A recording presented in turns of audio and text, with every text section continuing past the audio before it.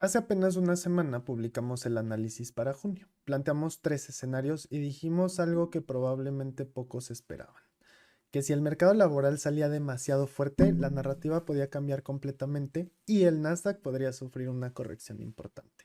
5 días después, el Nasdaq cayó casi 2.000 puntos desde máximos históricos. Su peor movimiento desde la guerra de aranceles de 2025. Y lo interesante no es que el mercado haya caído, lo interesante es entender por qué cayó cuando prácticamente todos los datos económicos fueron positivos, incluso los earnings presentados esta semana. Esta semana el mercado nos volvió a recordar una de las reglas más importantes.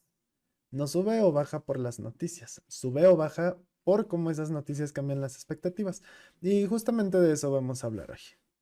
El domingo llegamos con un mercado extremadamente extendido. Mayo había cerrado en máximos históricos, el VIX seguía cerca de mínimos anuales, el posicionamiento institucional permanecía muy cargado hacia el lado comprador y planteamos tres escenarios.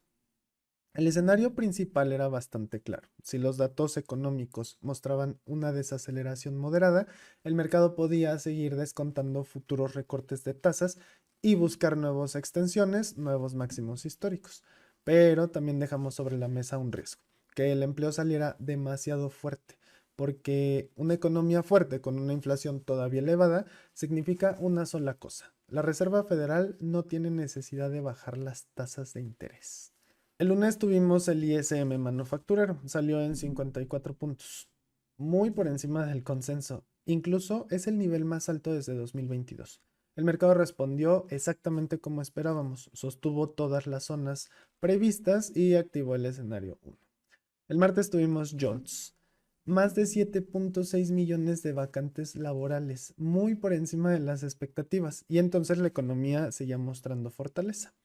Llega el miércoles con ADP y con ISM, también superando el consenso y el Nasdaq rompe máximos históricos llegando a 30.800 puntos, el futuro. Incluso supera muchas de las zonas objetivo que teníamos marcadas. El escenario alcista estaba funcionando incluso mejor de lo esperado. Y aquí hago un paréntesis.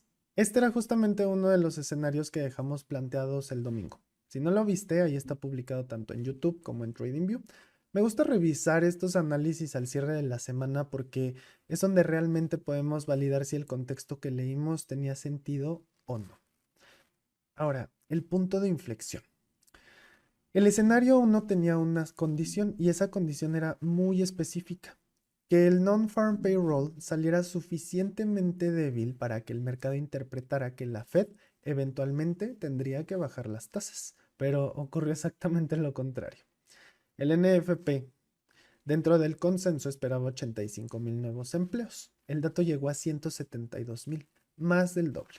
Además, el dato previo fue revisado al alza. En otras palabras, la economía estadounidense sigue muy fuerte y eso genera un problema, porque si la economía sigue fuerte y la inflación sigue arriba del objetivo, entonces la Fed no solamente puede retrasar los recortes, incluso podría volver a discutir nuevas subidas. Ahora, ¿cuál es la paradoja de todo esto? Y aquí está probablemente la lección más importante de toda la semana. Los datos fueron buenos, pero el mercado fueron demasiado buenos, porque el mercado actual está construido sobre una expectativa, que eventualmente llegará dinero barato y que las empresas puedan seguir financiando la enorme inversión en inteligencia artificial. Hablamos de cientos de millones de dólares, centros de datos, chips, infraestructura, energía. Todo esto necesita financiamiento. Y cuando las tasas permanecen altas, ese dinero se vuelve mucho más caro. Por eso vimos una venta tan agresiva. No porque la economía esté mal, sino porque está siendo demasiado fuerte para el escenario que Wall Street había descontado y técnicamente tampoco es sostenible. Ahora, hablemos del movimiento de 2.000 puntos. Y aquí entra una de las partes más interesantes, las ILT Zones, y para eso vamos a ver los gráficos. Para nosotros las ILT Zones representan zonas de concentración de gamma y volatilidad. Durante la caída vimos un comportamiento clásico de gamma unwind. El precio fue perdiendo una por una las ILT Zones, 30.369, 30.069, 30.007, 007, y en lugar de detener la caída la aceleraban. Eso normalmente sucede cuando los dealers pasan de un régimen de gama positiva a gama negativa. En gama positiva absorben la volatilidad, en gama negativa la amplifican. El mercado atravesó prácticamente todos los niveles que teníamos planteados para esta semana y terminó el viernes, o sea, hoy, cerca de la siguiente gran zona de concentración institucional, la ILT Zone de 28.810. Y justamente es ahí donde el mercado tendrá que demostrar si existe una demanda institucional real o si el gamma continúa siendo negativo. Antes de terminar, quiero agradecerles porque cada semana somos más los que analizamos el mercado desde una perspectiva distinta. La intención de este contenido nunca ha sido decirte qué comprar o qué vender. La idea es ayudarte a entender mejor cómo funcionan realmente los mercados, las inversiones, el trading y el comportamiento institucional. Si este tipo de contenido te aporta valor, un like, un comentario o compartir el video ayuda muchísimo a que esta comunidad siga creciendo. También déjenme hacerles un gran anuncio y quiero aprovechar esto para contarles que a partir de la próxima semana durante los lives vamos a comenzar a mostrar nuevas herramientas desarrolladas para ILT, herramientas enfocadas en gama, posicionamiento institucional y lectura avanzada de contexto. La idea es que puedan ver en tiempo real muchas de las cosas que normalmente solo aparecen cuando el movimiento ya ocurrió. Quiero cerrar con una idea. Mucha gente cree que hacer trading es intentar adivinar el próximo movimiento. Yo creo que es exactamente lo contrario. Es construir escenarios, entender bajo qué condiciones el mercado puede comportarse de cierta manera y aceptar cuando esas condiciones cambian.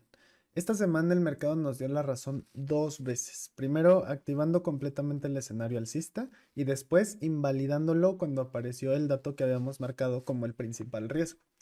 Esta semana no acertamos porque adivinamos el futuro. Acertamos porque entendimos qué condiciones necesitaba el mercado para seguir subiendo y también cuáles podían romper completamente esa narrativa. Esa es la diferencia entre hacer predicciones y construir escenarios, porque al final el mercado no premia a quien tiene la razón, premia a quien está preparado para cambiar de opinión cuando cambian los datos. Primero contexto, después confirmación y solo entonces participamos.